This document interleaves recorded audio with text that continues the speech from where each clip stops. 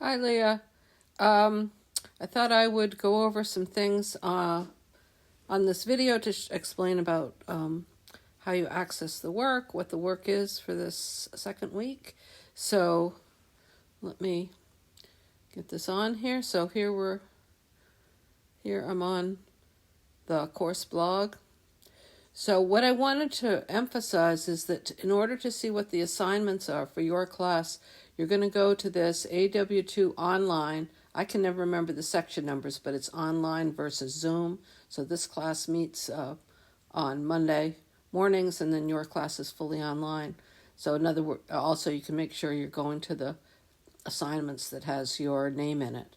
So because I'm doing this with two classes, and the other class the regular started January 25th, the due dates are going to be different for the two classes. So that's why it's important to go to that assignment page.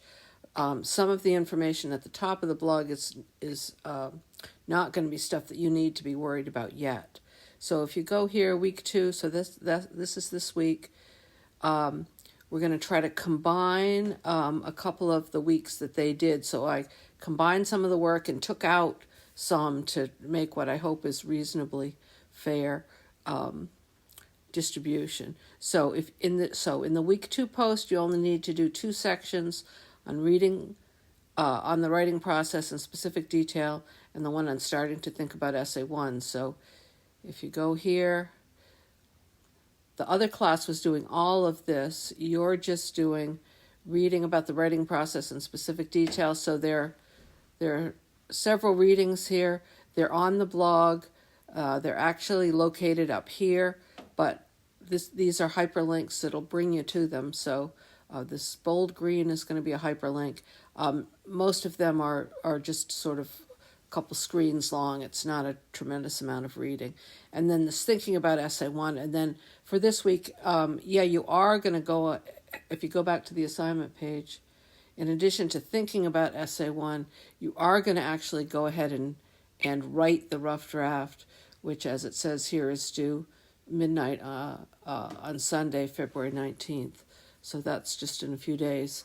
Not everybody gets things done, obviously, on time. If things are a few days late, we can still work with that. I hope you can get it done by, not very long after that. Though, so that you can get some peer review, get some feedback from another student, and also get some feedback from me before the final essay is due. So the schedule will work. The rough draft is due the end of this week. Then we'll have a week to do peer review and for me to get feedback, and then you'll have another week to work on the final draft. So there is a little leeway in there for that week when we're doing peer review. So as far as the assignment itself, this week 3 post gives you, the week 2 post gave you a link to the assignment. The week 3 post also does, but, and then let me check here just to make sure I'm not skipping anything. There also is some information about personal essays. This is kind of a pep talk post I wrote several years ago, probably because some students had some issues coming up with topics. So this is giving a little more help with the brainstorming pre-writing phase of the assignment. There's some information on brainstorming, beginning the paper. For anybody who suffers from procrastination or anxiety, there are a couple links. And here, Shitty First Drafts is a really sort of entertaining look at trying to convince beginning writers that it's perfectly okay if your first draft is not perfect, to say the least. Okay, so this deadline would have been for the other class. So yeah, that's why I'm going to try to keep these deadlines right. Well, here it says February 12th at midnight for the Zoom class and February 19th for your class. So as far as the assignment itself, this is the write-up of the assignment. it's something more than just and something that happened to you, good or bad. It's true a memoir is drawn from your own experience, but for this memoir, I was trying to tie into the theme of the course, which is connected to this book, The Good Ancestors, that we're going to be reading. So let's see. So for this particular memoir, I'm reading down a couple pages here, a couple lines here. For this particular memoir, you'll be looking backwards to explore and explain something about your connection to your own ancestors. By doing this, you'll be practicing one of the essential skills of the writer, blah-de-blah. So this really should be focused on the primary assignment was to think about someone that came before you, probably, I would say probably before your parents. Many of the students chose to write about grandparents.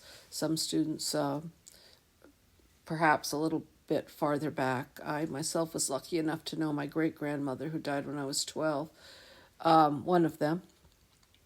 I do acknowledge in this second paragraph about brainstorming that there may be some students who either because they were adopted or for some other reason had lost connection to the people who came before them in a bloodline. I say consider writing about what has been the effect of that break, so you can write about what it's like not to have a clear or meaningful connection to those who came before you. Or you could choose to write more broadly about your connections to your community or your culture, the objects and values that have been passed down to you in your generation. So think in terms of what you have in not just a sense of objects, but what you have inherited from the people and of your community or culture that have come before you. And then there's some suggestions about pre-writing and drafting. Now, because your class is a little bit behind the other class, you have that advantage that many of them have already written their essays, so I'd encourage you to look at some of the essays that have been written by other people in this Zoom class. That's one of the advantages to the blog, that you are able to do that. After you listen to this, if you still have any questions or if you want to shoot me an email to with some possible topics, if you're struggling to choose between several, feel free to shoot me an email and I'll be glad to give you my opinion. But I'd encourage you to think back, do some free writing, just kind of thinking about your ancestors. Maybe talk to some people in your family, look through some old photographs, think about, walk around your house and see what had come in terms of objects from the people that have come before you. The other thing, this is a memoir, so you're trying to bring people into your life in a vivid kind of way. That's usually done through scenes, so through specific memories, not writing generally about these people's whole lives and sort of your generalities about what they've taught you, but also some specific memories where your reader feels like they're right in the moment with you. Because you're writing from the past in a memoir, you're going to have to probably incorporate some imagination along with memory to create these vivid scenes. But that sort of thing is written about. You can find some more information about that in some of the links that I've given you about personal writing. And I think that was in that, I think it's the week 3, that post from week 3. But, okay, I'll stop now. Reach out if you have any other questions.